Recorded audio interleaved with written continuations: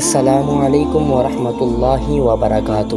امید کرتا ہوں کہ مجھے سننے والے تمام میرے بھائی خیر خیریت سے ہوں گے۔ جس طرح سے آپ کو معلوم ہے کہ اسلامی سال کا چاند یکم محرم الحرام نظر آ چکا ہے، اور یکم محرم الحرام خلیفہ دوم امیر المؤمنین حضرت عمر فاروق رضی اللہ تعالی عنہ آپ کا یوم شہادت ہے۔ اس حوالے سے میں ایک بات کروں گا۔ حضور علیہ السلام نے فرمایا، اے عمر، اللہ کی قسم تو جس راستے سے گزرتا ہے تیرے ڈر سے شیطان وہ راستہ چھوڑ دیتا ہے۔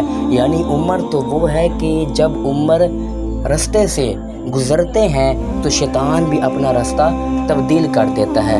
یہ تو عمر کی شان ہے جو حضور نے بیان فرمائی۔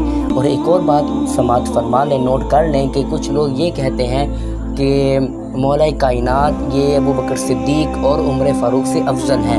تو سنیے گا کہ جو خلفۂ راشدین ہیں ان کی جو تعداد وہ 4 ہے، اور ان کی ترتیب وہ یہ ہے کہ خلیفہ اول حضرت ابوبکر صدیق، خلیفہ دوم عمر فاروق، خلیفہ سوم عثمان غنی، اور خلیفہ چہارہ مولا کائنات۔ اور مولا کائنات نے فرمایا کہ جس بندے نے مجھے ابوبکر صدیق اور عمر فاروق سے افضل سمجھا اسے میں کوڑے ماروں گا۔